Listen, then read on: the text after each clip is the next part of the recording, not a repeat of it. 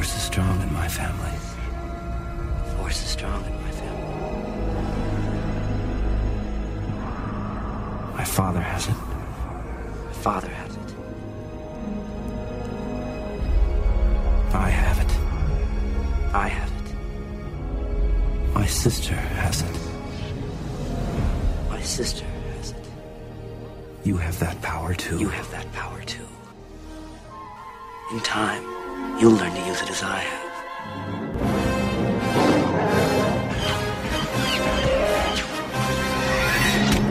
We would be honored if you would join us. Chewie, we're home.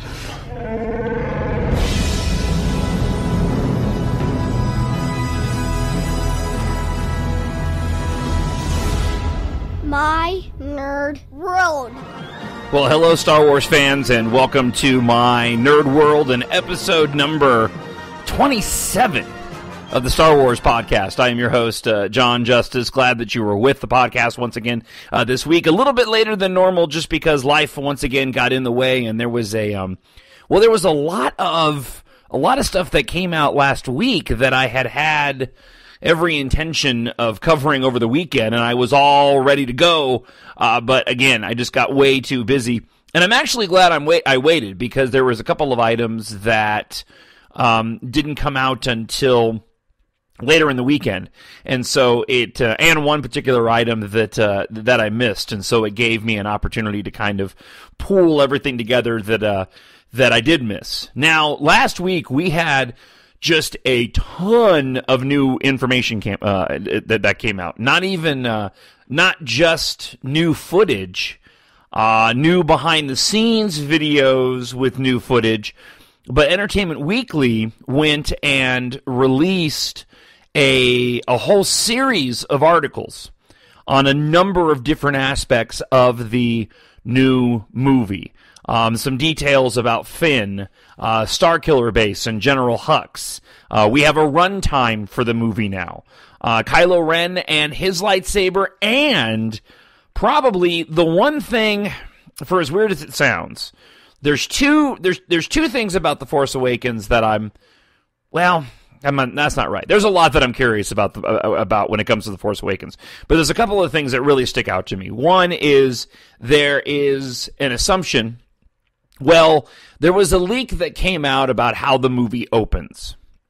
And it has to relate to Luke Skywalker, essentially Anakin Skywalker's, Darth Vader's lightsaber that we believe is a MacGuffin in the film. So I'm curious to know whether or not that is actually how the film opens. The other thing that's really been, that I've been curious about is how exactly does Luke's lightsaber, Anakin Skywalker's lightsaber, how does it get back into the hands of individuals after being chopped off from Luke in The Empire Strikes Back? And it looks like Star Wars Launch Bay at Disneyland may have gone and answered that question. I'm actually looking right now at a picture of a display of the lightsaber itself, and there is an information plaque next to it. And it says, Anakin Skywalker constructed this weapon at the start of the Clone Wars, and it was later passed on to his son, Luke.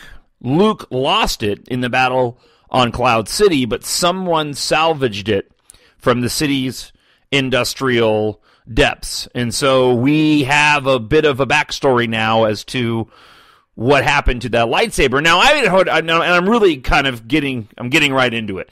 I'll tell you what else I have coming up on the podcast, but let me just go ahead and cover this. I had always, and I think most people had assumed, that after that battle on Cloud City with Darth Vader, when Luke throws himself down that shaft, and ends up hanging on the weather vane. When he hangs there, something also falls out of that weather vane. And everybody had kind of assumed that, and I had always thought, and as a matter of fact, I think it was written, there's a piece of concept art somewhere that even says this, even though that's not canon, that was the hand with Luke's lightsaber, and it turns out that apparently that's not the case. Now, when you look at the wordplay here, someone salvaged it from the city's industrial depths. I suppose one could reasonably also say that maybe there's more to Cloud City and the mining operation below, but we were always kind of under the assumption that was a gas planet, right? So either that wasn't Luke's hand and lightsaber after all in Empire Strikes Back that went falling past him into the clouds, and it fell somewhere else and somebody else found it, or it was, and this is wordplay, someone salvaged it from the city's industrial depths, and that was outside of Cloud City. I personally am going with whatever that piece was that fell, because you can't tell in the movie. I've paused it a gazillion times, even watching it on Blu-ray, and you can't tell whatever that piece of debris is falling past Luke. So I'm going to go with it fell somewhere, and somebody picked it up, and I'm sure they'll go and end up explaining that in more detail when the movie comes out. Now there is one more lightsaber related item I wanted to get to, and in the same launch bay at Disneyland is where they had innovations, and it just opened this week, and there's a bunch of displays and videos as well. I was just watching one a moment ago on MakingStarWars.net. Some videos that have come out from Launch Bay, and this is the Star Wars themed part of Tomorrowland that they're putting in while they build the Star Wars land inside the park at Disneyland. They also have Kylo Ren's lightsaber on display, and the plaque next to Kylo's lightsaber says, Kylo Ren's unusual lightsaber is an ancient design, although the one he carries is recently constructed. The crossguard blades, or quillions, are raw power vented from the primary central blade. So this is what most of us had kind of already assumed, was that he constructed this crossguard lightsaber, and that those side blades, if you will, were essentially exhaust ports. And so this is the confirmation that we're getting now, is that is indeed the case. Those are essentially exhaust ports for the raw power of the blade. I like the fact that they gave a name to it, though. They're called quillions. I think that was pretty cool. I haven't gone and bothered to Google quillions yet and what exactly that means. I'm sure I can find it on Google, but I just thought the name quillions was cool. So it is an ancient design, but he's constructed it more recently. So there's just, and again, just these little tiny details that I personally get a really big kick out of. So here's what's on tap for the rest of the podcast today. I've got a bunch of audio to play. We have two different new Star Wars TV, Star Wars The Force Awakens TV spots. One of which for sure has new John Williams music in it, and I'm already loving the theme. We have some audio from a Disney Channel behind the scenes video that has a little bit more dialogue in it. And then we'll also run through basically just some of the bullet points that were taken from the Entertainment Weekly article. And then I'm going to spend the next... My intention was for the final podcasts leading up to The Force Awakens. My intention was to line up some guests for the podcast. I have the ability to do that now, and we had my buddy Andrew on one recently. I just haven't been able to...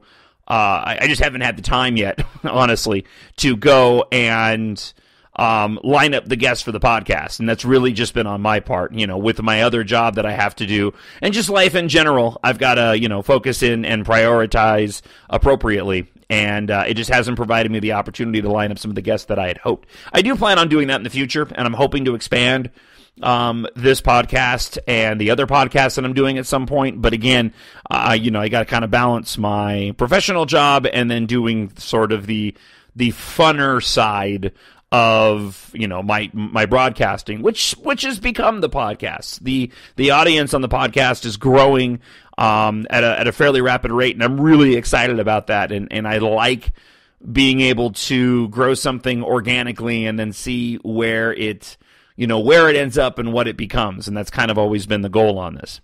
All right, so let's start off with some audio, and we'll kind of dance around a little bit. I'll play a little bit of audio. We'll cover a little bit of what Entertainment Weekly said, and then we'll wrap up the podcast with my own, as I was going to say a moment ago, my own journey to The Force Awakens in these final podcasts. And so, not lining up guests, but I do want to talk a little bit on each podcast of the other movies that I'm watching. I have now scheduled out my own journey to The Force Awakens, watching all of the movies in order over the course of the next 4.5-5 weeks, starting with the Phantom Menace this past weekend.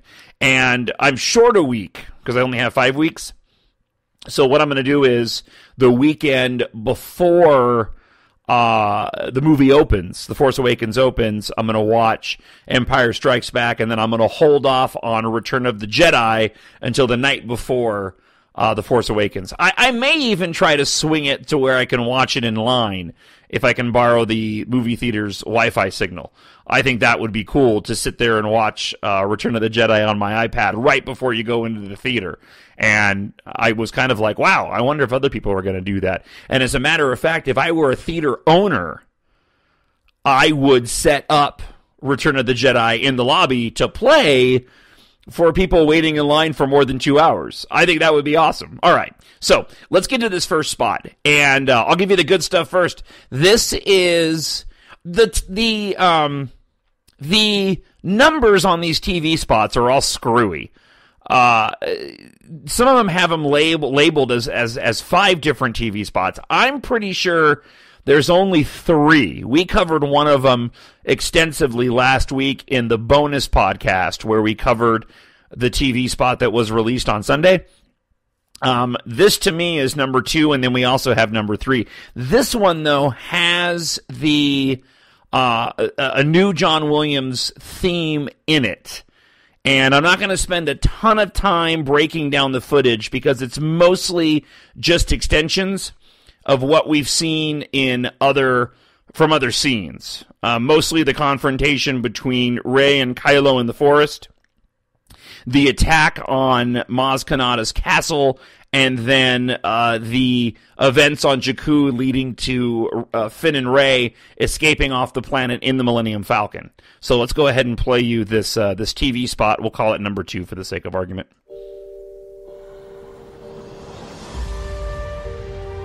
Who are you? I'm no one.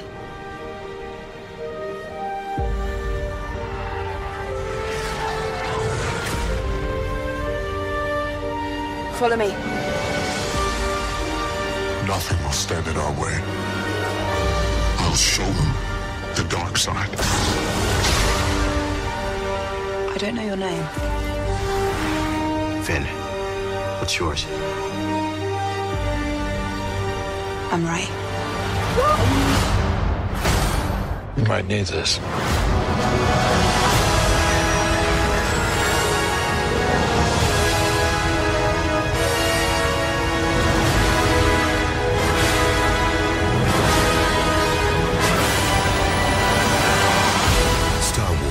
The Force Awakens.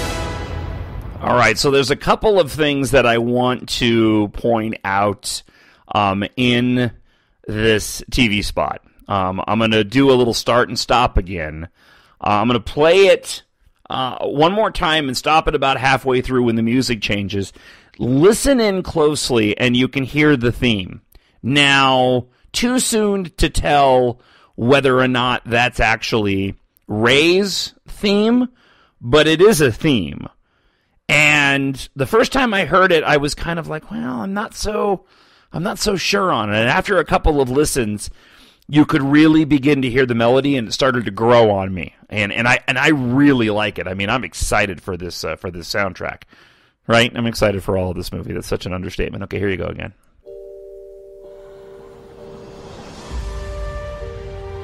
Who are you? I'm no one.